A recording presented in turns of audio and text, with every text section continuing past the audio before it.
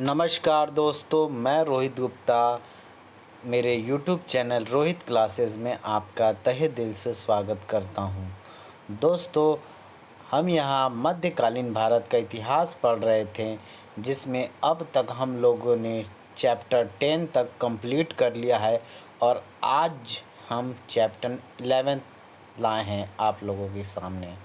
दोस्तों, आज हम मुग़ल वंश प्रारंभ कर रहे हैं। दोस्तों, स्टार्ट करने से पहले वीडियो आप सभी लोगों से अनुरोध है कि प्लीज़ आप सभी लोग अपने YouTube के सेटिंग में जाकर प्ले स्पीड को बढ़ा लें, ठीक है दोस्तों, ताकि जो मेरी आवाज़ आप लोगों को स्लो आ रही है वो आप लोगों के लेवल में मिल जाए, ठीक है दोस्तों। तो वीडियो स्टार्ट करने से पहले आप सभी लोगों से फिर से अनुरोध करता हूँ कि आप सभी लोग वीडियो को लाइक कर दें। चैनल को जितने लोगों ने अब तक सब्सक्राइब नहीं किया है वो सब्सक्राइब करके बेल आइकन प्रेस कर ले, ठीक है दोस्तों। और प्लीज़ वीडियो को शेयर कर दे, थोड़ा दूसरों का भी भला कर ले, ठीक है। कहावत तो आप लोगों ने सुना ही होगा, कर भला तो हो भला, ठीक है। अगर आप किसी का भला करेंगे तभी आपका भी भला होगा। चलिए ठीक है, स्टार्ट करते हैं। मुग़ल वंश, ठीक है। मुग़ल वंश, इसके संस्थापक जो थे वो बाबर थे, ठीक है। इनका वास्तविक संस्थापक जो है वो अकबर कहलाया, ठीक है। राजधानी इनकी जो थी वो आगरा, अकबराबाद, फ़तेहपुर सीकरी एवं शाहजहानाबाद यानी दिल्ली था, ठीक है। राजभाषा इनकी फ़ारसी थी और मातृभाषा इनकी क्या थी? मुग़लों की मातृभाषा जो थी वो चगताई तुर्की थी, जिसको तुर्की बोल सकते हैं, ठीक है। चलिए पढ़ते हैं। वंश क्या था भाई? मुग़ल तुर्की जाति के चगताई वंश के थे, लेकिन भारत में उनको मुग़ल कहा गया है, ठीक है। चगताई शाखा का नाम जो है वो चंगेज़ खां के द्वितीय पुत्र के नाम पर पड़ा था, ठीक है। आगे देखते हैं। लेकिन मुग़लों को तैमूर का वंशज होने पर इतना गर्व था कि वे खुद को तैमूरिया कहते थे। 16वीं सदी के यूरोपियों ने इस वंश के शासकों के लिए मुग़ल शब्द का प्रयोग किया है। हालांकि जो मुग़ल थे ना वो तैमूर और चंगेज़ खां का मिश्रण था, ठीक है, जान लीजिएगा आप लोग। आगे पढ़ते हैं। मुग़ल साम्राज्य एशिया के उन बड़े साम्राज्यों में एक था जो 16वीं एवं 17वीं सदी में प्रसिद्ध थे। ये साम्राज्य थे मिंग यानी चीन में जो थे, सफ़ावी यानी ईरान में, और ऑटोमन जो कि तुर्की कहलाते थे, ठीक है। आगे देखते हैं।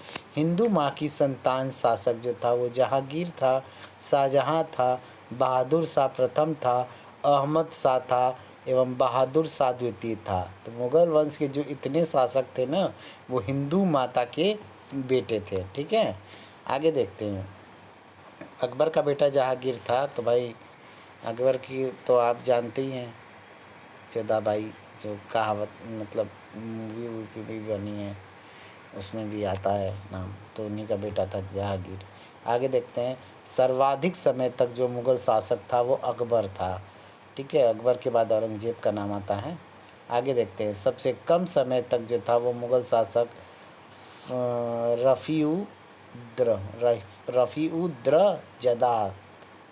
रफ़ीउद्दरजात इसको बोल सकते हैं। आगे देखते हैं। मुग़ल शासक हम देखेंगे। मुग़लों शासक में जो है एक तरफ जो है तुम्हारे मुग़ल शासक जो है प्रमुख जो शासक थे वो है, और एक तरफ जो है वो उत्तर मुग़ल शासक थे, ठीक है। मतलब औरंगज़ेब के बाद के जितने भी लोग आए थे वो उत्तर मुग़ल शासक के रूप में जाने जाते हैं, ठीक है। तो चलिए पढ़ते हैं। पहला था जो बाबर का जो सन था वो 1526 ईस्वी में वो मतलब सत्ता स्थापित किया था मुग़ल वंश का, और 1530 ईस्वी तक वह रहा। फिर हुमायूं को गद्दी मिला 1530 ईस्वी से 1556 ईस्वी तक जो है इन्होंने शासन किया। कहा जाता है कि मुग़ल वंश का सबसे जो अभागा शासक था ना वो हुमायूं था, ठीक है। कहावत भी है कि हुमायूं जो है वो भागता भागता मतलब जन्म भी लेता है तो वो मतलब भागी दौड़ में रहता है, और मरता भी है तो वो भागी दौड़ से मरता है। मतलब इस ज़िंदगी में वो कभी स्थिर रहा ही नहीं, ठीक है। आगे देखते हैं। अकबर 1556 ईस्वी से लेके 1605 ईस्वी तक इन्होंने शासन किया। फिर आते हैं जहांगीर, ठीक है, 1605 ईस्वी से 1627 ईस्वी तक उन्होंने शासन किया। फिर आते हैं शाहजहाँ। शाहजहाँ का जो शासन काल है वो 1627 ईस्वी से 1658 ईस्वी तक इन्होंने शासन किया। फिर आते हैं औरंगजेब। औरंगजेब का जो शासन काल है वो 1658 ईस्वी से 1707 ईस्वी तक था, ठीक है। फिर हम पढ़ेंगे उसके बाद उत्तर मुग़ल शासक, जो कि 1707 से लेकर 1857 ईस्वी तक था, ठीक है। पहला शासक जो था वो बहादुर शाह प्रथम या शाह आलम प्रथम था, जो कि 1707 ईस्वी से 1712 ईस्वी तक शासन किया था। फिर आया था जहांदार शाह, मार्च 1712 ईस्वी से फरवरी 1713 ईस्वी तक इसका शासन था। फिर आया था फ़खरुशीर कायर का, इनका फ़खरुशीर का शासन आया 1713 ईस्वी से लेकर 1719 ईस्वी तक इनका शासन था, ठीक है। आगे रफ़ी-उद-दौला, जो कि 28 फरवरी से लेके 4 जून, मतलब 1 को साल शासन नहीं किया, 1 के 2 महीने का शासन बेचारे का रहा होगा, 4 महीना तक ये लगभग था, ठीक है। 1719 तक शासन किया। रफ़ी-उद-दौला जो था वो, उसका भी शासन ज़्यादा नहीं था, लेकिन भाई ठीक है, फिर 6 जून से लेकर वो बेचारा सितंबर तक शासन किया था, 17 सितंबर तक। फिर उसके बाद है मोहम्मद शाह रंगीला, ये था मोहम्मद शाह रंगीला, ये 1719 ईस्वी से 1748 ईस्वी तक शासन किया। फिर उसके पश्चात जो है अहमद शाह जो है वो 1748 ईस्वी से 1754 ईस्वी तक शासन किया था। फिर आलमगीर द्वितीय का शासन आता है 1754 ईस्वी से 1758 ईस्वी तक इन्होंने शासन किया। उसके पश्चात शाह आलम द्वितीय का शासन आता है, जो कि 1759 ईस्वी से 1806 ईस्वी तक शासन किया। मतलब इसने जो है फिर भी कुछ हद तक, मतलब उत्तर मुग़ल काल में अच्छा खासा शासन किया था अहमद शाह द्वितीय, ठीक है। आगे देखते हैं, आगे है मतलब सबसे ज़्यादा भी बोल सकते हैं आप, शाह आलम द्वितीय जो था वो सबसे ज़्यादा वर्ष तक शासन किया मुग़ल वंश में, उत्तर मुग़ल वंश में, मुग़ल वंश में नहीं, उत्तर मुग़ल वंश में। आगे है अकबर द्वितीय, जो है 1806 ईस्वी से 1837 ईस्वी तक शासन किया। बहादुर शाह द्वितीय जफ़र के नाम से जाना जाता था, बेचारे को खुदे बहुत ज़्यादा उम्र में शासन मिला था और ज़्यादा समय तक कर भी नहीं पाया। 1837 में इसको गद्दी मिली थी और 1857 में वो मारा गया था, रंगून उसको भेज दिया गया था अंग्रेज़ों के द्वारा, वहीं बेचारा दम तोड़ दिया, मर गया। आगे देखते हैं हम, मुग़ल बादशाह और उसका जो मूल नाम, ये सबसे मोस्ट इम्पॉर्टेंट है, पूछा भी जाता है कि बाबर का जो है असली नाम क्या था, मूल नाम। तो बाबर का जो असली नाम था वो ज़हीरुद्दीन बाबर था, ठीक है, ज़हीरुद्दीन बाबर। और हुमायूं का क्या था, वो नसीरुद्दीन बाबर। अकबर का क्या था, वो जलालुद्दीन मोहम्मद अकबर, ऐसे आता था ना करके, वही है इसका निकनेम, जलालुद्दीन अकबर। ऐसे जहांगीर का क्या था, उसको प्यार से सलीम बुलाते थे, शेख सलीम चिश्ती के नाम पर ही इसका नाम सलीम रखा गया था, से जहांगीर, ठीक है। आगे शाहजहाँ जो है वो सिहाबुद्दीन के नाम से जाना जाता था, इसका जो मूल नाम था सिहाबुद्दीन शाहजहाँ बोल सकते हैं आप। औरंगजेब या आलमगीर प्रथम का जो नाम था, आलमगीर उसको बोला जाता था औरंगजेब को, उसका जो नाम था वो मुहीउद्दीन, मुहीउद्दीन, ठीक है, मुहीउद्दीन।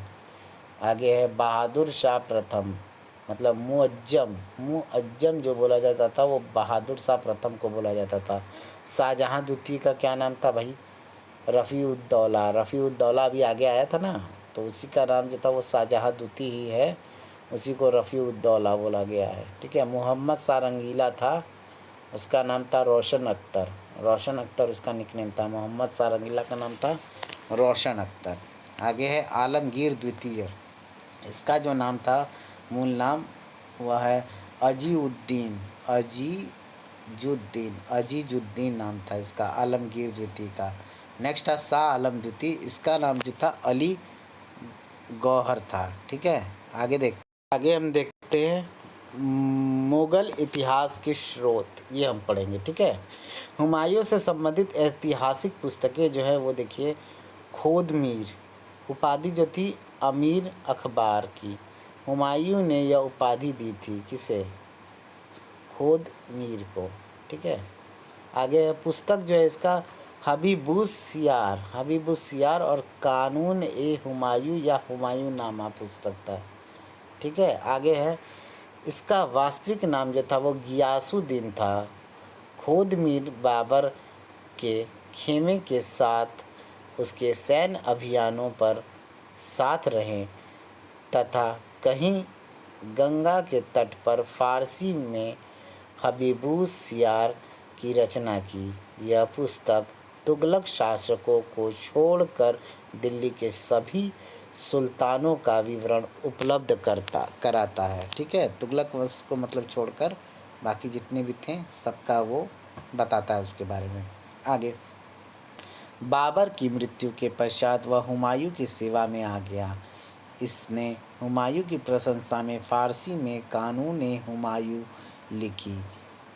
पुस्तक में उसने हुमायूं के राजत्व की व्याख्या, उसके ज्योतिष एवं खगोल के प्रति अनुराग का उल्लेख किया है।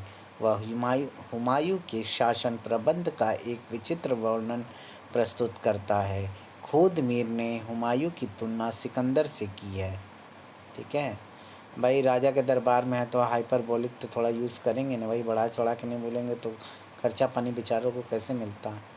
चलिए आगे देखते हैं। वैसे हुमायूं उतना बलवान था नहीं और उसे सिकंदर ए आजम एवं खुदा का साया बताता है। ठीक है, आगे देखते हैं। आगे है मिर्ज़ा हैदर दुगलात, कश्मीर का शासक और बाबर का चचेरा भाई था। ये कौन? मिर्ज़ा हैदर। इसने फ़ारसी में तारीख़-ए-रशीदी पुस्तक की रचना हुमायूं के काल में पूर्ण की थी। उसने हुमायूं का चित्रण एक अफ़ीमची के रूप में किया है।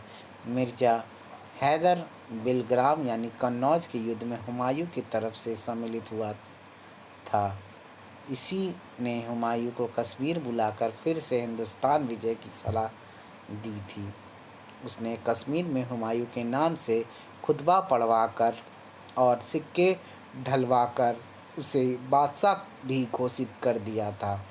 आगे है Gulbadan Begum, the princess rose body, Gulbadan Begum. आगे है अकबर के काल में इन्होंने फ़ारसी में हुमायूं नामा की रचना की थी। गुलबदन बेगम बाबर की पुत्री एवं हिंदाल की सगी बहन थी। गुलबदन के अनुसार उसके पिता जो है बाबर की मृत्यु का मुख्य कारण इब्राहिम लोदी की मां द्वारा दिया गया विष था। ठीक है, गुलबदन बेगम के अनुसार उनके पिता बाबर की मृत्यु का जो मुख्य कारण है वो इब्राहिम लोदी की जो मां थी उनके द्वारा विष दिया गया था। ठीक है, बाबर को। आगे देखते हैं। इस ग्रंथ में मुग़ल बादशाहों के पारिवारिक एवं दुनियावी संबंधों, मुग़ल हरम के रीति रिवाजों, विवाहों तथा मुग़ल राजा एवं राजकुमारों के बीच चलने वाले संघर्षों को सुलझाने में परिवार की उम्रदराज स्त्रियों की महत्वपूर्ण भूमिकाओं के बारे में अधिक बल दिया गया है।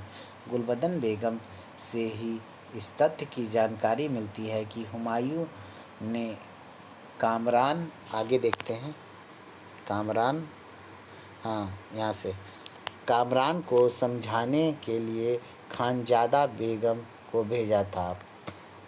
1579 में मक्का गए हज शिष्टमंडल का नेतृत्व गुलबदन बेगम ने ही किया था। 1603 ईस्वी में गुलबदन की मृत्यु हो गई। नेक्स्ट है जौहर अफ्तावची, फ़ारसी में तज़किरात उल वाक़ियात की रचना अकबर के काल में किया गया था। ठीक है, जौहर अफ्तावची के द्वारा। जौहर अफ्तावची हुमायूं का रसोइया था। उसकी पुस्तक में केवल हुमायूं की जीवन की घटनाओं का ही वर्णन मिलता है। आगे मिरातुल ममालिक का लेखक जो है वो तुर्की नौसेना अधिकारी यानी एडमिरल जो था वो सीदी अली रईस था। ठीक है, मिरातुल ममालिक का लेखक जो है वो तुर्की नौसेना अधिकारी सीदी अली रईस था। वह 1556 ईस्वी में मुग़ल दरबार में आया था। आगे हम पढ़ते हैं अकबर से संबंधित ऐतिहासिक पुस्तकें देखते हैं। हाँ, बायजिद बयात तज़किरा ए हुमायूं व अकबर के लेखक जो है वो बायजीद बयात अकबर की जीवनी लिखने वाला पहला व्यक्ति था। इस पुस्तक की रचना जो है उसने अबुल फजल की अकबरनामा के इस्तेमाल हेतु किया था, क्योंकि 1588 ईस्वी में अकबर ने सभी दरबारियों को आदेश दिया था कि वे इतिहास लिखें। बायजीद फालिज की वजह से खुद लिखने में असमर्थ था। जो बायजीद फालिज था की वजह से खुद लिखने में वह असमर्थ था, इसलिए अपना संस्मरण बोल बोल कर लिखवाया। मतलब अकबर जो है वो लिख नहीं पाया था, इसलिए जो है दूसरे से अपना लिखवाता है। हालांकि मैंने सुना है कि अकबर तो पढ़ा लिखा था ही नहीं, तो भाई वो लिखेगा कैसे उसको, तो इसलिए वो दूसरे की मदद से ही लिख पाता है। आगे 1587 ईस्वी से बायजिद ने बकावल बेगी यानी शाही रसोई का प्रबंधक पद पर कार्य किया था। बायजिद ने हुमायूं के चरित्र के कई पहलुओं जैसे उसकी उदारता, उसकी ज्योतिष और चित्रकारी में रुचि आदि पर प्रकाश डालता है। आगे निज़ामुद्दीन अहमद, उपनाम जो था वो निजामी था। विशेष क्या थी, निजामी ने ही खलीफा का षड्यंत्र जो है कॉन्स्पिरेसी ऑफ खलीफा का उल्लेख जो है वो किया है। कॉन्स्पिरेसी ऑफ खलीफा पुस्तक जो है इसका तबकात अकबरी या तारीख ए निजामी है। ठीक है, उसकी पुस्तक अकबर के शासनकाल के 39वें वर्ष तक का इतिहास उपलब्ध कराती है। इसमें कुल 9 अध्याय यानी तबका है, जिसमें दिल्ली, दक्कन, गुजरात, मालवा, बंगाल, जौनपुर, कश्मीर, सिंध एवं मुल्तान के सुल्तानों का इतिहास है। वह प्रथम लेखक था जिसने प्रांतीय राजवंश के विषय में स्पष्ट रूप से लिखा है। निज़ामी अकबर का मीर बख्शी था। बताता है कि बाबर के पश्चात मेहंदी ख्वाजा हुमायूं के स्थान पर निज़ामुद्दीन खलीफा को बादशाह बनाना चाहता था। इसे ही खलीफा का षड्यंत्र कहा जाता है। निज़ामी ने 3200 मुग़ल कस्बों का, आगे देखते हैं, कस्बों का उल्लेख किया है, जिसमें 120 बड़े नगर थे। उसकी योजना इस नगरों के इतिहास पर एक अलग पुस्तक लिखने की थी। बदायूनी इसे अपना सबसे अच्छा मित्र मानता था। उसकी मृत्यु पर बदायूनी का कथन था कि एक अमूल्य रत्न इस संसार से चला गया। निजामुद्दीन अकबर के काल का एक समझदार एवं इंसाफ पसंद इतिहासकार है। ठीक है, आगे है आरिफ कंदहारी, इसने तारीख ए अकबर का लेखन किया था। ठीक है, आगे देखते हैं। वह पानीपत के द्वितीय युद्ध 1556 ईस्वी का प्रत्यक्षदर्शी इतिहासकार था। अब्दुल कादिर बदायूनी, जन्म जो इसका होता है वो 1540 ईस्वी में टोडा या टोडा भीम राजस्थान में हुआ था। उपनाम इसका है कादरी इमाम अकबर शाह। ठीक है, विशेष क्या है देखते हैं। बदायूनी जो है हल्दी घाटी युद्ध में गाजी किताब प्राप्त करने हेतु सम्मिलित हुआ था। इस युद्ध का वह आँखों देखा विवरण देता है। पुस्तक जो है मुंतखब उल तवारिख। आगे देखते हैं। अब्दुल कादिर बदायूनी ने शेख मुबारक से अब्दुल फजल के साथ ही शिक्षा ग्रहण किया था। मतलब वो लोग सब लोग क्लासमेट थे, एक साथ पढ़े थे। वह फारसी, अरबी एवं संस्कृत का विद्वान एवं जन्मजात कवि था। जन्मजात कवि था मतलब पैदाइशी कवि था। वह कादरी के उपनाम से रचनाएं करता था। 1576 ईस्वी में अकबर ने उसे इमाम यानी मुफ्ती बना दिया और बदायूं से 1000 बीघा ज़मीन मदद मास के रूप में दिया। बदायूं के नाम पर ही वह बदायूनी कहलाया। एक बार बदायूनी ने अकबर की एक किताब खीर खीर द खीर द फजा खीर द फजा यानी सिंहासन बत्तीसी जिसे कहा जाता है खो दी थी, जिससे बादशाह ने उसके दरबार में आने सिंहासन बत्तीसी जो है वो खो दिया था, जिसके कारण जो बादशाह मतलब अकबर ने उसके दरबार में आने पर प्रतिबंध लगा दिया था। मतलब वो किताब खो दिया तो अकबर जो है उसको दंड के रूप में उसको आने ही से मना कर दिया दरबार में। ठीक है, आगे देखते हैं। थोड़ा इधर कर लें, देखिए इधर हो नहीं रहा है, कोई नहीं, चलिए आगे पढ़ते हैं। वह अकबर का घोर आलोचक था। इसके ख्याल में अकबर की हर नीति इस्लाम के खिलाफ साजिश थी। उसकी पुस्तक मुंतखब उल तवारिक को अकबर के काल में छुपा कर रखी गई थी, अतः यह जहांगीर के समय ही प्रकाशित हुई। मतलब वो लिखा था अकबर के विपरीत में, लेकिन वह जो है वो प्रकाशित नहीं कर सकता था, क्योंकि जानता था अगर ऐसा करेंगे तो अकबर उसका गर्दन ही उड़वा देगा। इसलिए इसको छुपा के रखा था ताकि जिसके बाद जो शासन आए उसमें वो उसका व्याख्या करेगा। ठीक है, मतलब उसको प्रदर्शित करेगा, दिखाएगा, लोगों के सामने प्रकाशित कराएगा। आगे उसने अकबर के इस्लाम विरोधी कार्यों की एक लंबी सूची तैयार की थी। बोले ना, सब लिखो के तैयार रखा था। कहता है कि अकबर ने मस्जिदों को अस्तबल बना दिया, विरोधी मुल्लाओं को कांधार भेजा जहाँ घोड़ों से उनकी बदली की गई। बाप रे। अकबर ने दाढ़ी बनवाया और क्रीड़ा भवन स्थापित किया।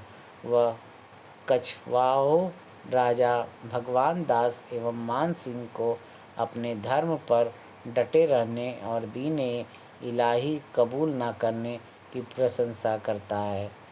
बदायूनी ने शेख मुबारक की मौत की तारीख शेख ए कामिल निकाली है। उसने याकूत के भौगोलिक शब्दकोश के अनुवाद का भी प्रशंसा किया है। ठीक है, आगे देखते हैं। तारीख ए अल्फ़ी अकबर ने इस्लाम के 1000 वर्ष पूर्ण होने के उपलक्ष्य में इस पुस्तक को लिखवाया। इसे 7 लेखकों के बोर्ड ने मिलकर लिखा है। इस बोर्ड में मुल्ला अहमद घटवी, नकीब खान बदायूनी, निजामुद्दीन अहमद, हाजी इब्राहिम सरहिंदी, मौलाना मोहम्मद आदि थे। ठीक है, इसकी प्रस्तावना जो है, प्राकथन जो है इसका, वो अबुल फजल ने लिखा था। हालांकि वह फैजी इस बोर्ड का सदस्य नहीं था। यह मुस्लिम शासकों का एक साधारण इतिहास है जो पैगंबर मोहम्मद की मृत्यु से शुरू होता है। इसमें अकबर के व्यक्तित्व को बादशाह इस्लाम के रूप में वर्णित किया गया है। आगे देखते हैं। शेख अल-हदाद फैजी सरहिंदी। आगे देखते हैं। अकबरनामा, तारीख़ हुमायूं शाही तथा वकाया या हालात अस्तबेग नामक पुस्तकों का लेखक था। ठीक है, कौन? शेख अल-हदाद फैजी सरहिंदी जो था वो इन सब पुस्तकों का लेखक था। नफ़ाइस उल मासीर, कवियों की जीवनी पर आधारित इस पुस्तक या किताब को मीर अलाउद्दौला का जीवनी ने अकबर की कविता में रुचि देख कर की थी। कुछ इतिहासकार अकबर के काल पर सबसे पहली ऐतिहासिक किताब इसे ही मानते हैं। ठीक है, आगे देखते हैं। लेखक ने लेखक ने राजा भारमल को मोती उल इस्लाम यानी इस्लाम का वफादार की पदवी देते हैं। ठीक है, इसके अनुसार अकबर की गुजरात विजय का मुख्य उद्देश्य जो है महदवियों को जड़ से ख़त्म कर देना था। आगे तारीख़ ख़ानदान तैमूरिया अकबर के दरबार में चित्रित इस पुस्तक का लेखक अज्ञात है। इसमें तैमूर वंश के आरंभ से लेकर अकबर के शासन के 22वें वर्ष 1577 ईस्वी तक का इतिहास वर्णित है। अकबरुल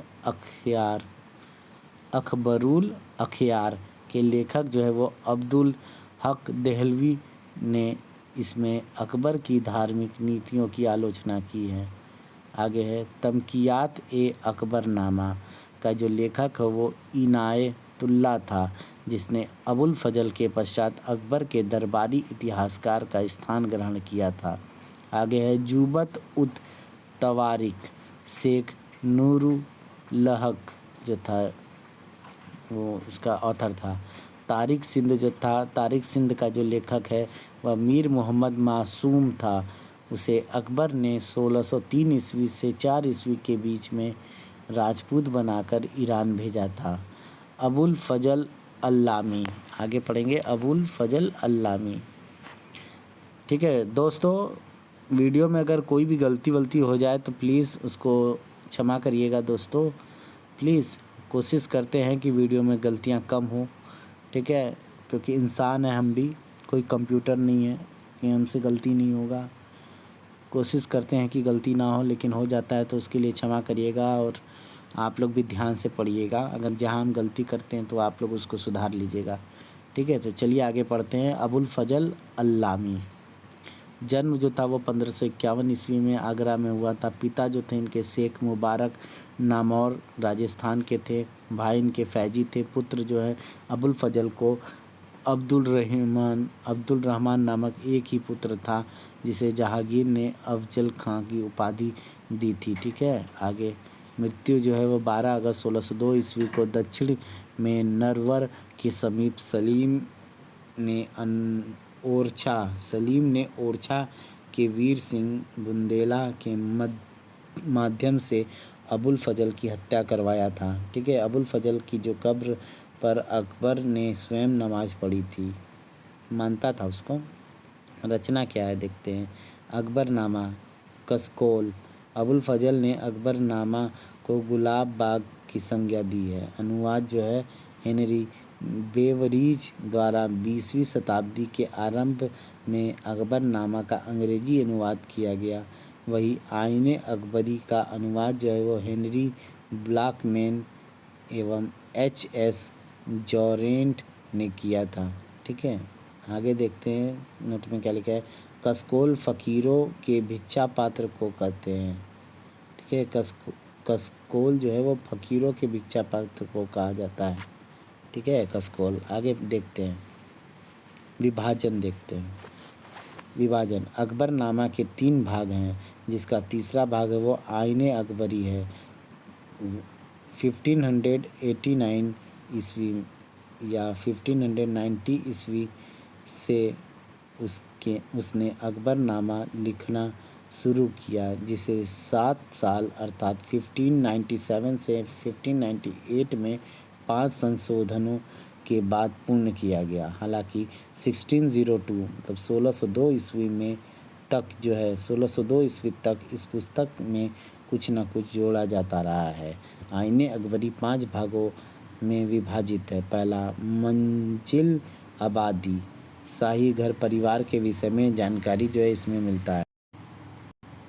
दूसरा पॉइंट जो है वो सिपह आबादी, मनसबदारी व्यवस्था जो है प्रशासन का उल्लेख जो है वो सिपह आबादी में मिलता है। तीसरा है मुल्क आबादी, 12 प्रांतों एवं सरकारों का वर्णन जो है वो मुल्क आबादी में मिलता है। चौथे एवं 5वें भागों में भारत के लोगों के मजहब साहित्यिक एवं सांस्कृतिक रीति रिवाजों का उल्लेख हुआ है। पाँचवें में अकबर के शुभ वचनों का संग्रह एवं अबुल फजल की आत्मकथा है। ठीक है, आगे देखते हैं। विशेष क्या है? नंबर 1, अबुल फजल ऐसे पहले मध्यकालीन इतिहासकार हैं जिन्होंने मूल्यवान सांख्यिकी आंकड़ों का संकलन किया है। मोरलैंड ने आईने अकबरी को भारत के आर्थिक इतिहास हेतु आधार जुटाने वाली रचना माना है। आगे है, मध्यकालीन इतिहास लेखन में सर्वप्रथम अबुल फजल ने धर्मनिरपेक्ष शब्दावली का प्रयोग की शुरुआत की।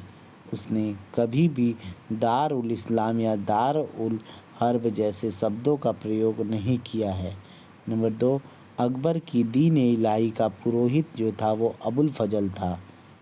3 नंबर पॉइंट जो है, अबुल फजल ने फतेहपुर सीकरी में मदरसा ए अबुल फजल की स्थापना की थी। ठीक है दोस्तों, तो आगे देखते हैं। अहमदी कैस पढ़ा कर लेते हैं, छोटा हो गया।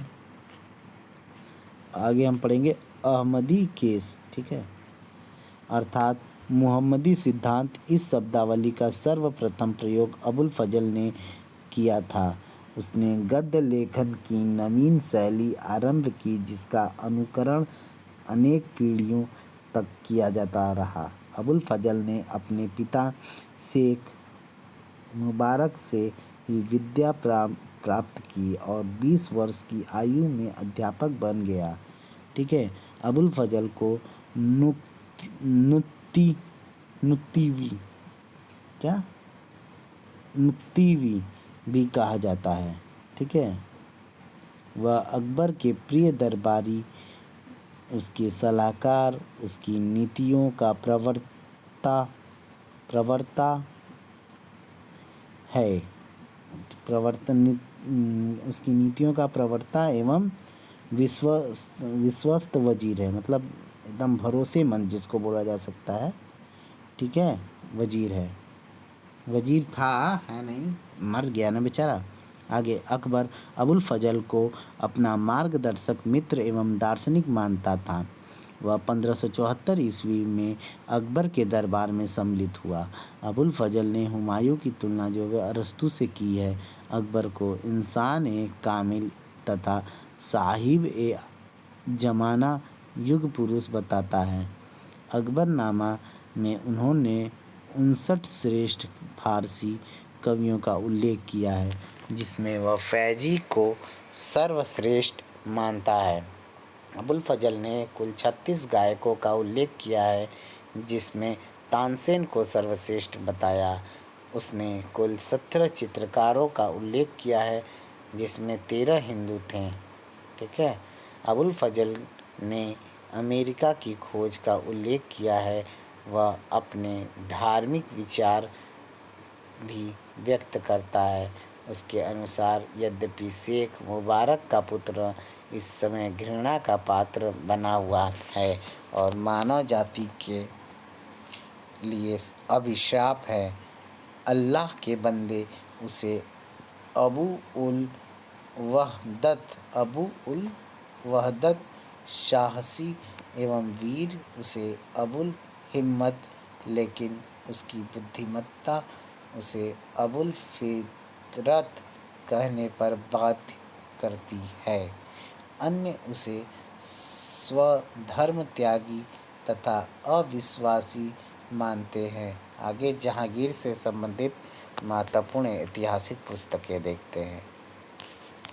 चलिए आगे देखते हैं। तुजुक ए जहांगीरी, जहांगीर द्वारा फारसी में लिखित उसकी आत्मकथा है। पुस्तक की प्रस्तावना जो है वो मोहम्मद हादी ने लिखी। उसी ने तुजुक ए जहांगीरी को पूर्ण किया। अपने शासन की शुरुआत से लेकर 16 या 17 वर्ष का इतिहास स्वयं जहांगीर ने लिखा। 17 से 19 वर्ष अर्थात 2 वर्ष का इतिहास मोतमिद खां ने लिखा था। जहांगीर की आत्मकथा के मुख्य पृष्ठ का चित्रात्मक अबुल हसन ने किया है। पुस्तक में जहांगीर ने अकबर को अर्श आसियानी अर्थात स्वर्ग में रहने वाला कहा है। आत्मकथा में वह अकबर की धार्मिक उपलब्धियों का विवरण निम्नलिखित रूप से व्यक्त करता है। उसके अनंत प्रभुत्व की व्यापकता में सभी धर्मों के अनुयायियों के लिए स्थान था।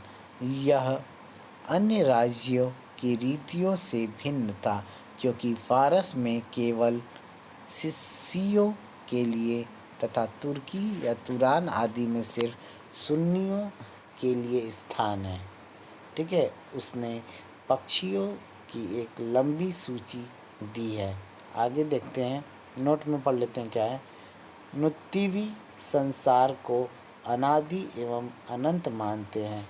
वे पुनर्जीवन तथा कयामत में विश्वास नहीं रखते। स्वर्ग नरक उसके लिए इस संसार में संपन्नता एवं दुर्भाग्य के रूप में उपस्थित था। आगे देखते हैं, बड़ा कर लेते हैं। मोतमीद खां ईरान का निवासी था और मीर बख्शी के पद पर नियुक्त था। मोतमीद खां ने इकबालनामा ए जहांगीरी की रचना की थी। मोतमीद खां ने महावत खां द्वारा नज़रबंद शाही दंपति जहांगीर एवं नूरजहां को मुक्त कराने में एक खास कूटनीतिक की भूमिका निभाई थी। थोड़ा बड़ा कर लेते हैं। और खास जो है किसकी भूमिका निभाई थी? कूटनीतिक की। आगे प्रशासन पर नूरजहां के प्रभाव का उल्लेख करते हुए कहता है कि हिंदुस्तान में विस्तृत क्षेत्र के चुनिंदा हिस्से उस महिला के रियासतों की जागीर थे। मोतमीद खां लिखता है कि जहांगीर बार बार यह घोषणा करता था कि मैंने प्रभुत्व नूरजहां को सौंप दिया है और मुझे शेर भर शराब और आधा शेर गोश्त के अतिरिक्त कुछ नहीं चाहिए। मोहम्मद कासिम हिंदू सा फरिश्ता। आगे इसने गुलशन ए इब्राहिम या तारीख ए फरिश्ता नामक पुस्तक दक्षिण के बीजापुर शासक के दरबार में 1612 ईस्वी में पूर्ण किया है। यह पुस्तक जहांगीर के शासनकाल तक के भारत के मुस्लिम शासकों का इतिहास है। डी लायट भारत का वर्णन एवं भारतीय इतिहास के कुछ अंग descriptions of India and fragment of Indian history नामक ग्रंथ में तत्कालीन डच लेखक डी लायट ने जहांगीर के शहजादा काल में नूरजहां के प्रति आसक्त होने का उल्लेख किया है। उसकी पुस्तक को जहांगीर के भारत का गजेटियर कहा जाता है। ठीक है, लेकिन सच कहा जाए तो यह कोई यात्री ही नहीं था, क्योंकि वह कभी भारत आया ही नहीं था। आगे अन्य महत्वपूर्ण पुस्तकें देखते हैं।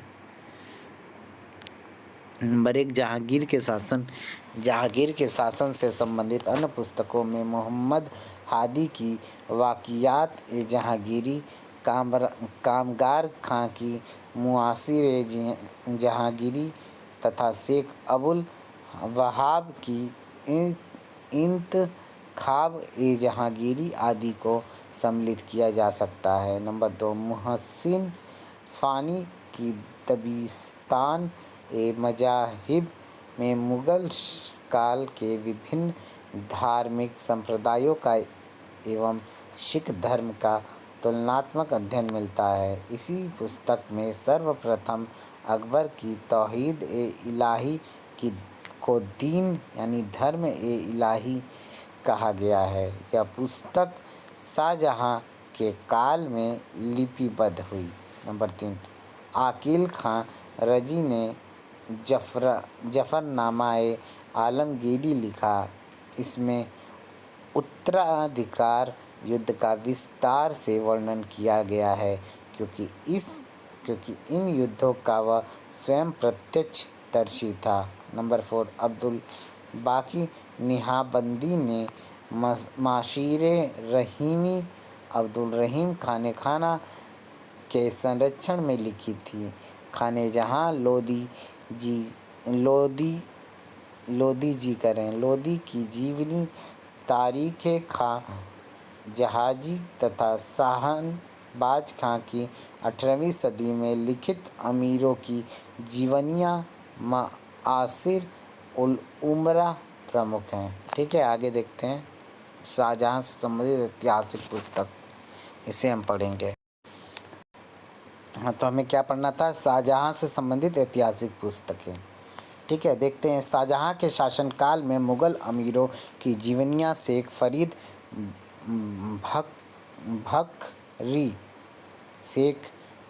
बखरी ने ज़ख़ीरतुल ख़वानीन में संकलित किया है।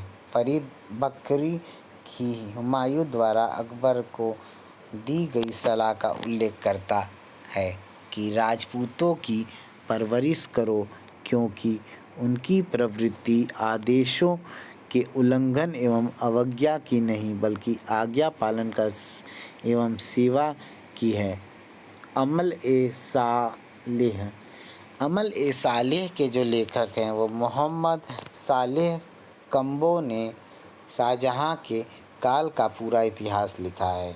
आगे, मजहरे शाहजहानी का लेखक जो है वो यूसुफ मीरक था। पादशाह नामा, जो कि शाहजहाँ का इतिहास है, पादशाह नामा, मोहम्मद अमीन कजवीनी, अब्दुल हमीद लाहौरी एवं मोहम्मद वारिश के सहयोग से इस पुस्तक की रचना हुई थी। शाहजहाँ ने राजकीय इतिहासकार के पद पर सर्वप्रथम मोहम्मद अमीन कजवीनी को, तदुपरांत अब्दुल हमीद लाहौरी को नियुक्त किया था। ठीक है, आगे नियुक्त किया था। अब्दुल हमीद लाहौरी ने बादशाह नामा या पादशाह नामा की रचना में अब्दुल फजल की शैली को ही आदर्श रूप में स्वीकार किया है। पादशाह नामा लिखने की शुरुआत जो है वह मोहम्मद अमीन कजवीनी ने की। फिर उससे छीनकर अब्दुल फजल के शिष्य जो है अब्दुल हमीद लाहौरी को इसके लेखन कार्य में लगा दिया गया, परंतु कुछ समय पश्चात उसकी मृत्यु हो गई। तो 1648 से 1657 ईस्वी तक का इतिहास उसी के शिष्य मोहम्मद वारिस को दिया गया। आगे, जिसने पादशाह नामा को पूर्ण किया। शाहजहाँ के वजीर सादुल्लाह खां ने पादशाह नामा की जिल्दों में सुधार किया है। ठीक है, जिल्दों नहीं, जिल्दों, जिल्द मतलब पन्ना बोल सकते हैं, जिल्दों में सुधार किया है। खांसी आ रही। हाँ, तो कहाँ थे? हाँ, अवध के नवाब ने 1799 ईस्वी में जॉर्ज तृतीय को सचित्र बादशाह नामा भेंट किया था। मोहम्मद अमीन कजवीनी का पादशाह नामा शाहजहाँ के काल का पहला सरकारी इतिहास जो है। आगे देखते हैं। शाहजहाँ ने उसे गुप्तचर विभाग में नियुक्त किया था। बादशाह नामा तैमूर लंग के इतिहास से प्रारंभ होता है।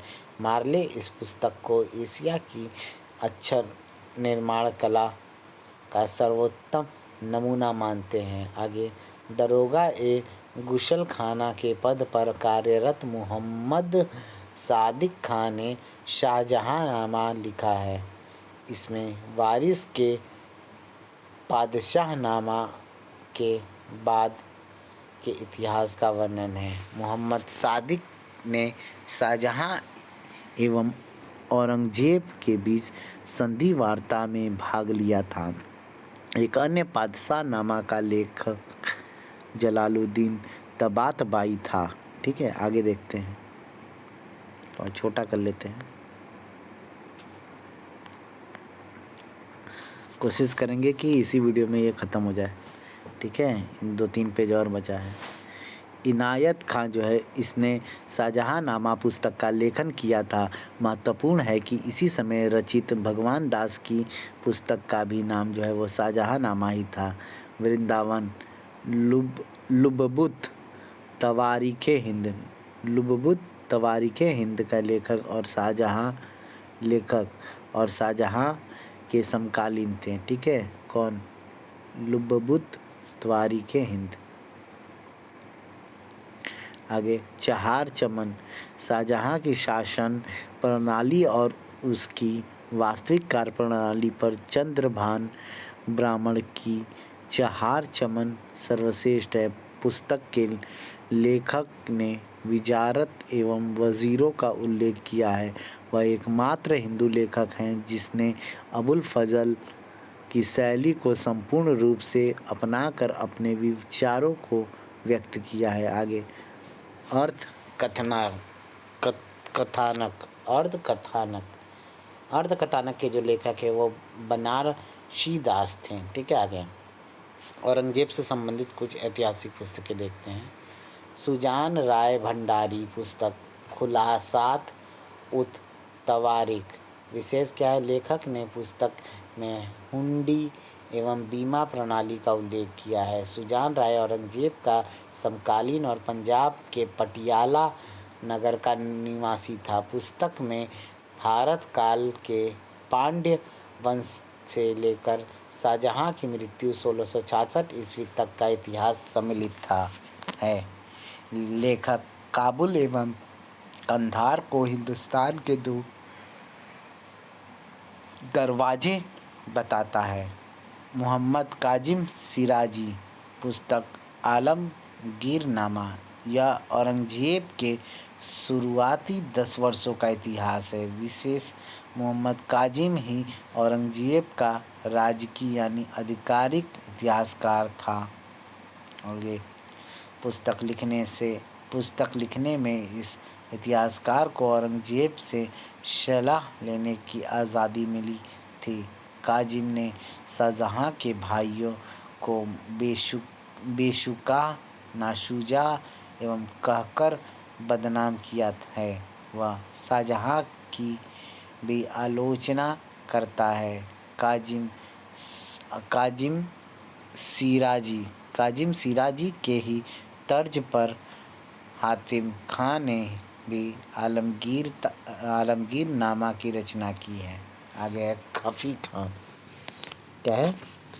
खफ़ी खान।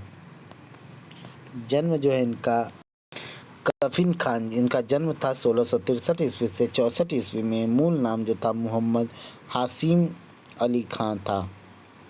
पुस्तक जो है इनका मुंतखब उल लुबाब मुंतखब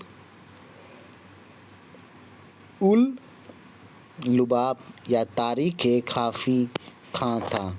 जब फारसी में लिखित तैमूर के वंश का इतिहास 1519 ईस्वी से प्रारंभ होकर 1733 ईस्वी में समाप्त हो गया, ठीक है। आगे देखते हैं।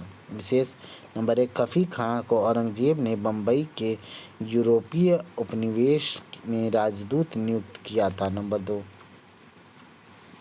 खफ़ी खां को व्यंग्य रूप में निज़ाम उल मुल्की कहा जाता था क्योंकि वह निज़ाम उल मुल्क की अत्यधिक प्रशंसा करता है। उसे खफ़ी यानी गुप्त खां की उपाधि हास्य रूप से में पुस्तक छिपाने के कारण मोहम्मद सारंगीला ने दिलाई थी, ठीक है। आगे खफ़ी खां ने यह पुस्तक मोहम्मद सारंगीला को दी थी। यह पुस्तक औरंगजेब के काल में उससे छिपा कर लिखी गई क्योंकि किफ़ायत के एक कदम के रूप में औरंगजेब ने इतिहास लेखन विभाग अपने शासन के 21 वर्ष यानी 1677 ईस्वी में बंद करा दिया था। हैदराबाद के संस्थापक निज़ामुल मुल्क के प्रयत्नों से यह पुस्तक जो है अस्तित्व में आई। निज़ामुल मुल्क ने उसे फ़र्रुखियत के काल में दीवान का पद दिया था। खफ़ी खां औरंगज़ेब का घोर आलोचक था। ठीक है, आगे। यद्यपि वह उसके फ़कीरी गुणों की प्रशंसा है, मतलब उसको प्रशासन की जगह प्रशंसा होगा, उसका बड़ाई करना, प्रशंसा करता है, लेकिन प्रशासन में उसके अवगुणों की निंदा भी करता है। ठीक है, उसके अनुसार औरंगज़ेब समस्त तैमूर वंश के सम्राटों तथा सिकंदर लोदी के समय के सल्तनत के शासकों में भक्ति, तपस्या एवं न्यायप्रियता में सर्वश्रेष्ठ था। ठीक है, आगे देखते हैं। न्यायप्रियता में सर्वश्रेष्ठ था। आगे देखते हैं। इस पुस्तक में उसने मुग़लों द्वारा किसानों को सताए जाने का जोरदार विरोध किया है। आगे वह लिखता है, रैयत मुग़ल काल या रैयत मुग़ल नाम और कौम से डरती थी। उसने दक्षिण के हालात की आलोचना की है। खफ़ी खां के अनुसार औरंगज़ेब ने काजियों को राजकाज में इस तरह प्रतिष्ठित कर दिया था कि साम्राज्य के अन्य अधिकारियों को उसने या उनसे ईर्ष्या होने लगी। मतलब उन लोगों की टीम से पूरा नफरत करने लगे थे और विदेश से आते थे। ठीक है, आगे। अपने अनुभवों के आधार पर वह मुग़ल साम्राज्य के पतन की घोषणा करता है। वह शिवाजी का भी कट्टर आलोचक था। उसने शिवाजी को धोखे का पिता जो है, धोखे का पिता, शैतान का चतुर बेटा और ठगी का पुतला कहा है। हालांकि खफ़ी खां शिवाजी की धार्मिक नीतियों की प्रशंसा भी करता है। उसके अनुसार बहादुर शाह प्रथम प्रशासन से बेखबर रहता था, इसलिए लोग उसे शाहे बेखबर कहते हैं। आगे, खफ़ी खां सैयद जो है वो सैयद भाइयों का समर्थक था तथा उसके कार्यों को उचित सिद्ध करने के लिए वह निज़ामुल मुल्क के अतिरिक्त अन्य तुर्कानी अमीरों की आलोचना करता है। वह अंग्रेज़ों को लुटेरा कहकर संबोधित करता है। आगे है ईश्वरदास नागर। आगे हम क्या पढ़ेंगे? ईश्वरदास नागर पुस्तक है। उसने फ़ारसी में फुतूहाते आलमगीरी की रचना की है। विशेष क्या है? इस हिंदू इतिहासकार ने पुस्तक में औरंगज़ेब की विवरण का लिपिबद्ध किया है।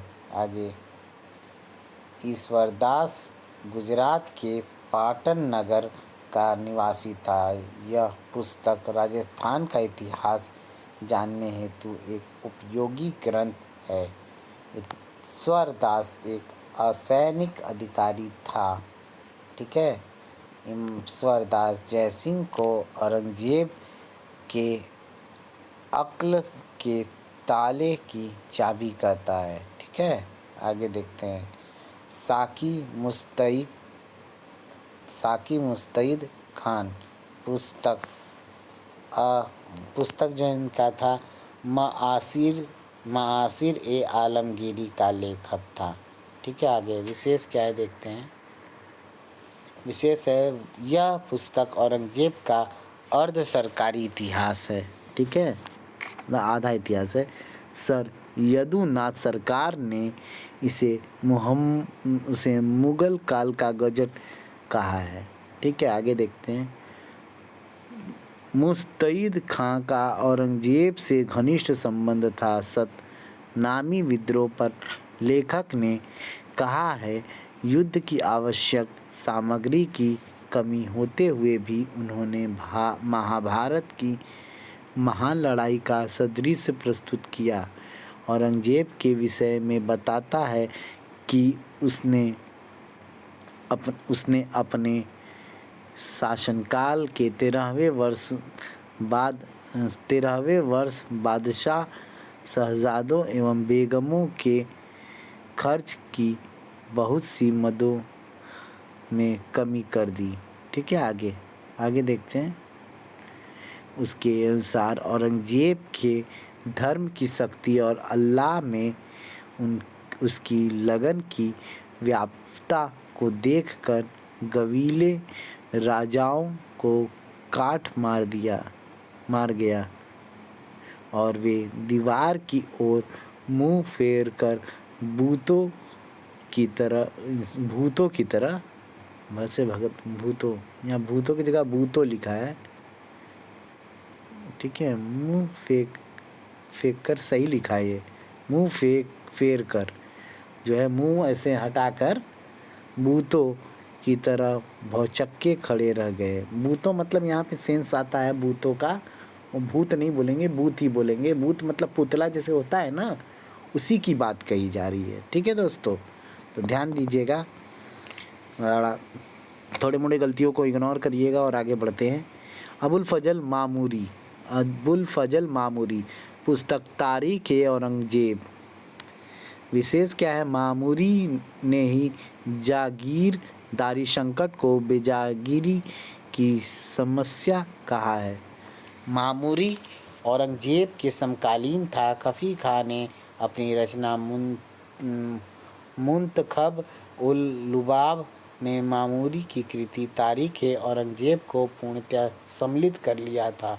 इसी कारण जो है आधुनिक इतिहासकारों ने खफी खां को साहित्य चोर की संज्ञा दी है।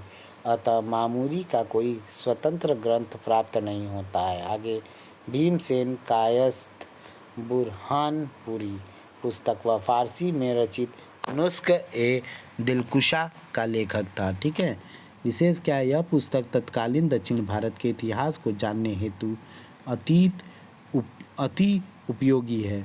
यदुनाथ सरकार ने भीमसेन को एक महान संस्मरण लेखक कहा है। आगे देखते हैं। पहले मुगलों के तथा बाद में दलपत बुंदेला के अधीन सरकारी अधिकारी यानी पेशकार था।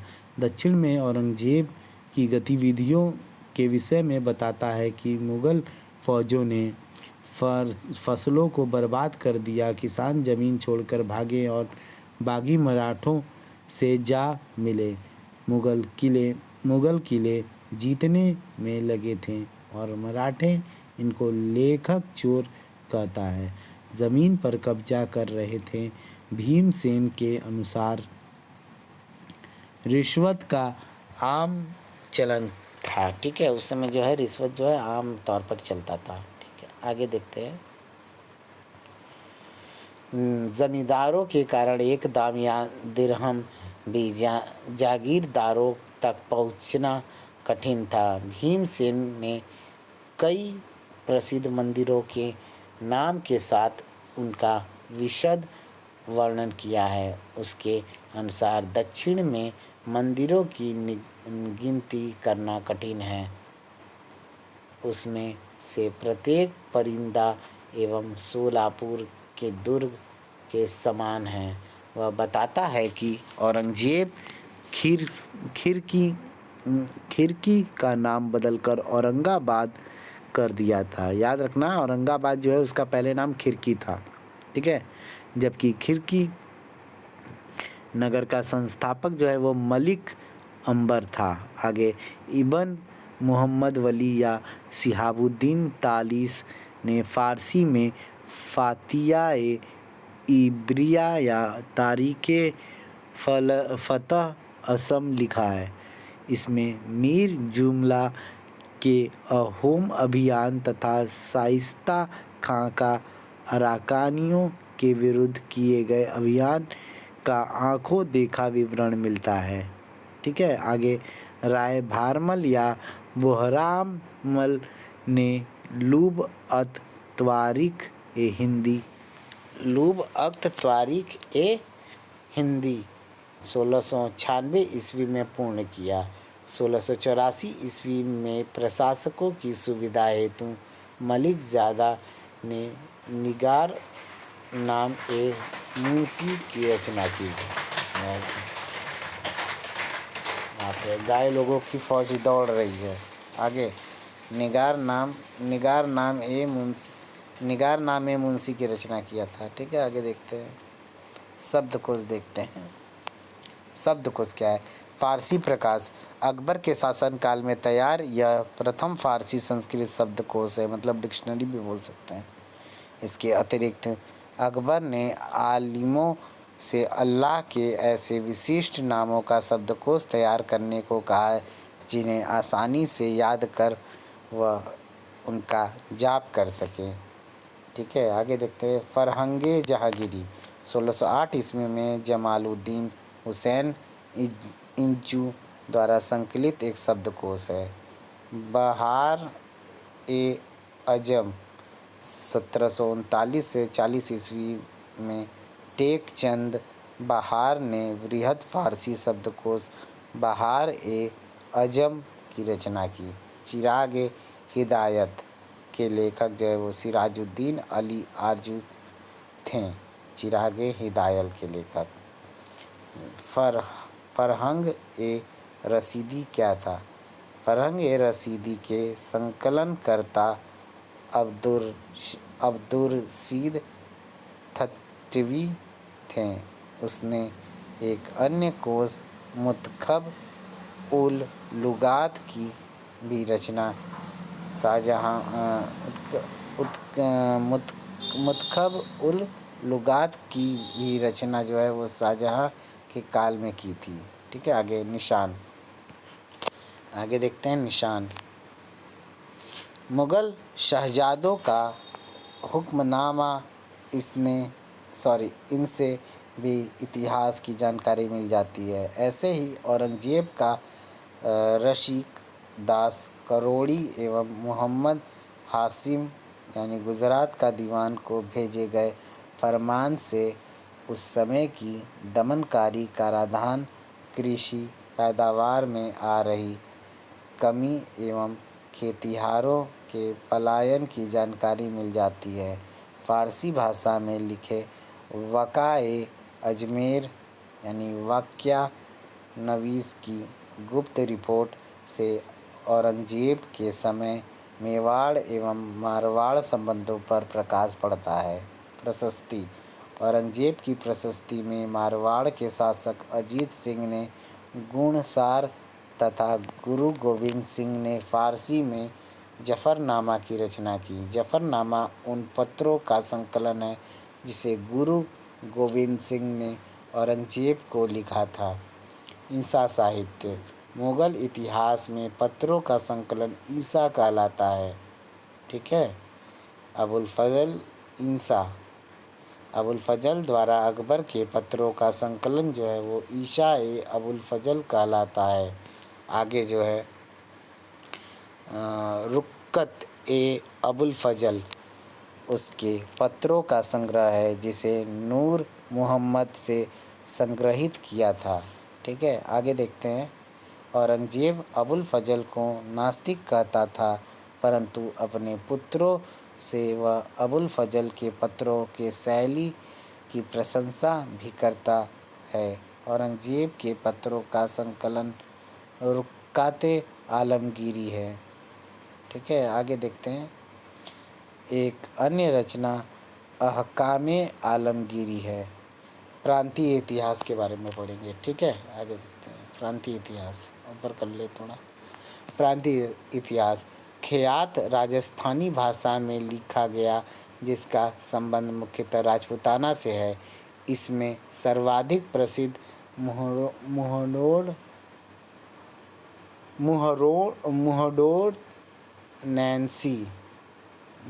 नैन्सी भी बोल सकते हैं कि मारवाड़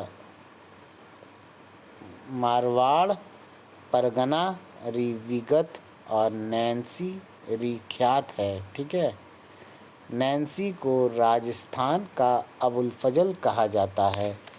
अबुल फजल नैन्सी सिंध के लिए यूसुफ मिरक की मज़हरे शाहजहानी 1634 ईस्वी तथा गुजरात के लिए अली मोहम्मद खां की मीराते अहमदी 1761 ईस्वी ये चारों मध्यकाल के ऐसे इतिहासकार एवं उनकी ऐतिहासिक रचनाएं हैं जिसमें सांख्यिकी आंकड़ों का संकलन हुआ है।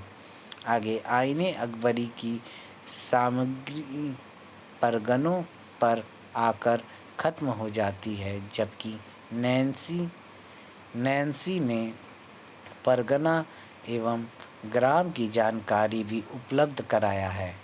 नैन्सी पहले ऐसे इतिहासकार हैं जिन्होंने गांव स्तर की सूचनाओं का संकलन किया है। ठीक है। मुहनोत, ये क्या था? मुहनोत नैन्सी ना। हाँ, चलिए आगे देखते हैं। राजस्थानी भाषा की हुकूमत रिबही में जशवंत सिंह के अधीन जोधपुर रियासत का वर्णन किया गया है। श्यामल दास ने मेवाड़ का इतिहास वीर विनोद में संकलित किया। भूषण 1613 ईस्वी से 1712 ईस्वी ने औरंगजेब के विरुद्ध शिवाजी के संघर्ष को लिखा है। भूषण शाहजहाँ के कवि चिंतामणि के भाई थे। भूषण का राजा छत्रसाल ने विशेष स्वागत एवं सत्कार किया था। राजा छत्रसाल ने स्वयं उसकी पालकी में अपना कंधा लगा दिया था। शिवराज भूषण, शिव बावनी एवं छत्रसाल दशक उसकी प्रसिद्ध रचनाएं हैं। जोधपुर के राजा जशवंत सिंह ने ब्रज भाषा में भाषा भूषण की रचना की थी। ठीक है, यहाँ कुछ मोस्ट इम्पॉर्टेंट लाइन है वो देखते हैं। ठीक है, महत्वपूर्ण तथ्य देख लेते हैं। मुगल काल में भारत पहुंचा प्रथम अंग्रेज जो था फादर थॉमस स्टीवेंस था। वह 1579 मतलब 1579 में भारत आया था तथा गोवा में ही रहा। फतेहपुर एवं आगरा पहुंचने वाला प्रथम अंग्रेज व्यापारी राल्फ फिंच था। जहांगीर के दरबार में प्रवेश करने वाला प्रथम अंग्रेज जो था वो हॉकिंस था, जबकि दूसरा अंग्रेज पाल कोनिंग था। शेख अली हाजिन ने 1740 ईस्वी के दशक में भारत की यात्रा की थी। ठीक है, आगे 1770 कर रहे हैं, 1740 वाला हो गया ना, शेख अली हाजिम। नेक्स्ट है 1670 ईस्वी में फ्रांसीसी यात्री एब्बे कैरे भारत आया था। कौन? एब्बे कैरे 1670 में आया था भारत। ओविंगटन 1690 ईस्वी में भारत की यात्रा पर आया था। ठीक है दोस्तों, तो आगे बढ़ते हैं, नोट में देख लेते हैं क्या लिखा है। इस शब्दकोश की रचना जो है अकबर ने प्रारंभ करवाई, लेकिन यह पूर्ण जो है वो 1608 ईस्वी में हुई। इस हेतु अकबर के निवेदन पर फारस के शाह अब्बास ने दस्तूर अर्देशीर को शब्दकोश को तैयार करने में सहयोग देने के लिए भेजा था। ग्रंथ के लेखक जो है वह कोशकार जमालुद्दीन को अकबर ने किरमान से बुलाया था। ठीक है, आगे देखते हैं। ये लास्ट पेज है हमारा। इसके बाद जो ये मेरा फर्स्ट वीडियो है मुग़ल वंश का। इसके बाद और भी वीडियोस आएंगे। अभी हम लोग मुग़ल वंश स्टार्ट किए नहीं हैं, अभी बस उनकी मतलब जो स्रोत वगैरह है उनके वो पढ़ रहे हैं। उसके बाद जो है असली में हम लोग जो है घटनाक्रम और उनके युद्ध वगैरह जो है वो सब कैसे हुआ था वो पढ़ेंगे। चलिए अभी तब तक ये देख लेते हैं। बुरंजिया पूर्वोत्तर क्षेत्र में असमिया भाषा में बुरंजिया का संकलन हुआ। इसमें 13वीं से 19वीं शताब्दी तक अहोम शासकों का इतिहास वर्णित है। बखर मराठी भाषा में लिखित बखर में शिवाजी एवं पेशवाओं का इतिहास वर्णित है। शकावली, इसमें तिथि क्रम के अनुसार ऐतिहासिक घटनाओं का उल्लेख मिलता है। सैयद गुलाम हुसैन तबातबाई ने 1783 ईस्वी में सैरुल मुताखिरीन की रचना की। तबातबाई एक मुग़ल अधिकारी था जो अंत में वारेन हेस्टिंग का मुख्य मुंशी बना। सैरुल मुताखिरीन दो दृष्टियों वाला इतिहास है। इसका अनुवाद जो है वो 1787 ईस्वी में फ्रांसीसी क्रियोल जिसका नाम रेमंड था ने किया। रेमंड ने इस्लाम अपनाकर अपना नाम हाजी मुस्तफ़ा कर लिया था, लेकिन उसने किताब के लिए नोटा मानुस उपनाम का प्रयोग किया है। उसकी संस्करण सियारुल मुतखैरीन की एक प्रति जल्दी से लंदन भेजी गई ताकि वारेन हेस्टिंग को महाभियोग से बचाने के लिए उसे सबूत के तौर पर पेश किया जा सके। मुग़ल काल के आधुनिक इतिहासकार, आगे देखते हैं मुग़ल काल के आधुनिक इतिहासकार। मुग़ल चित्रकला पर सोम प्रकाश ने मुग़ल पेटर्स एंड देयर वर्क्स, ठीक है, तथा पर्सी ब्राउन ने Indian painting under the Mughals नामक पुस्तक का आलेखन किया था। मध्यकाल में आए हुए यूरोपीय यात्रियों का विवरण जो है वो डब्ल्यू फोस्टर ने अर्ली ट्रेवल्स इन इंडिया नामक पुस्तक में दिया था। यूरोपियन ट्रेवलर्स इन इंडिया तथा ट्रेवलर्स इन इंडिया 1400 से 1700 ईस्वी के लेखक E.F. ओटन हैं। नेक्स्ट है India and the death for Akbar. India at the death for Akbar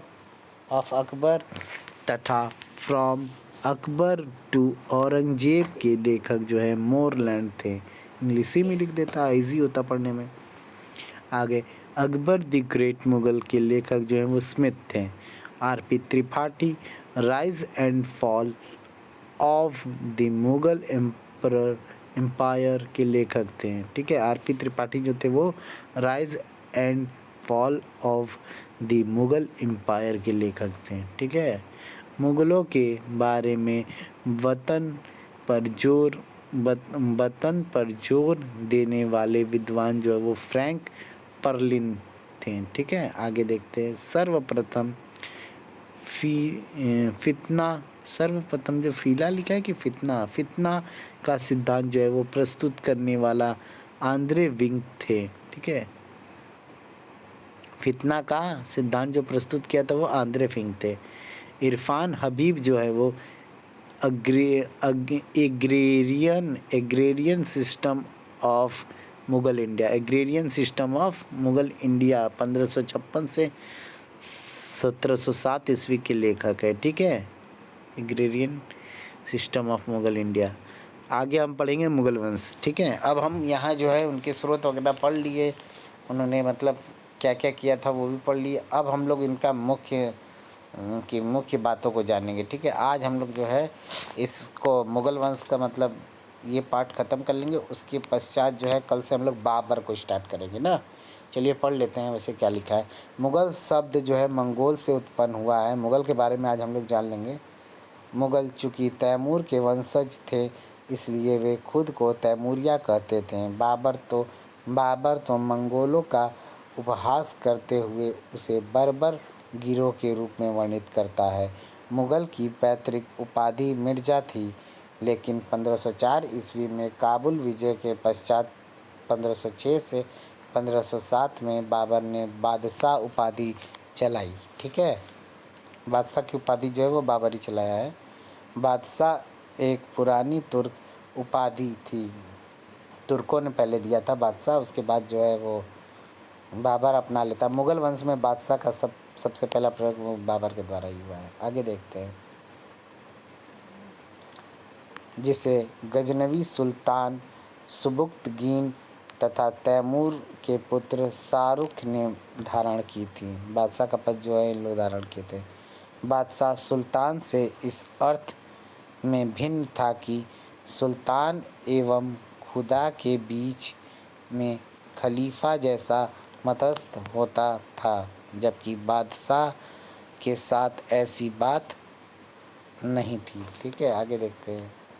बादशाह के पद को अबुल फजल ने अकबरनामा में किया खुरा यानी दैवीय ज्योति का सिद्धांत प्रतिपादित कर और गरिमा युक्त एवं भव्य बनाया।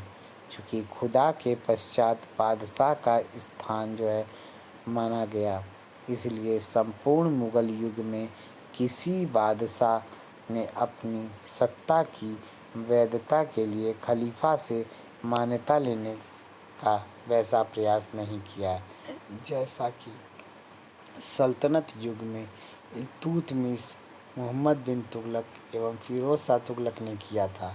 इसका एक कारण यह भी था कि 1517 ईस्वी में उस्मान ली सुल्तान सलीम ने मिस्र पर आक्रमण कर अंतिम अब्बासी खलीफा को तुर्की उठा ले गया। ठीक है, जहां वह शरणार्थी के रूप में अपना जीवन व्यतीत कर रहा था। 1517 ईस्वी से उसने खलीफा का पद जो है एवं बादशाह-ए-इस्लाम की उपाधि स्वयं ग्रहण कर ली थी। नाम मात्र के खलीफा से उस्मानी तुर्कों ने सुल्तान-ए-रूम का खिताब भी ले लिया। ऐसी स्थिति में यदि मुग़ल खलीफा की अधीनता स्वीकार करते तो उनको तुर्की के सुल्तान की भी सर्वोच्चता स्वीकार करनी पड़ती। लेकिन इसका मतलब यह भी नहीं कि मुग़ल खलीफा का सम्मान नहीं करते थे। वे खलीफा का सम्मान करते थे, इसलिए मुग़लों के सिक्कों पर शुरुआती 4 खलीफाओं यानी खुलफाए राशिदीन के नामों का अंकन होता था। हालांकि औरंगज़ेब ने इस प्रथा को बंद कर दिया। मुग़लों ने अफ़गानों को अपदस्थ कर भारत में साम्राज्य स्थापित किया था। ठीक है दोस्तों, तो यहाँ पे वीडियो एंड होता है। अब जो हम इसके आगे से स्टार्ट करेंगे, मुग़ल वंश में जो है बाबर, फिर उसके बाद उसका पुत्र हुमायूं, अकबर, जहांगीर, शाहजहां, औरंगज़ेब, ऐसे करके हम लोग मुग़ल वंश को अंत तक ले जाएंगे। ठीक है, उसमें बीच में नूरजहाँ वगैरह भी आएंगी। ठीक है, तो दोस्तों थैंक यू फॉर वॉचिंग। दोस्तों वीडियो को लाइक कर दीजिएगा, चैनल को सब्सक्राइब कर दीजिएगा, बेल आइकन दबा दीजिएगा और वीडियो को शेयर कर दीजिएगा। ठीक है दोस्तों, थैंक यू सो मच। मिलते हैं नेक्स्ट वीडियो में दोस्तों। Bye bye, see you, good night.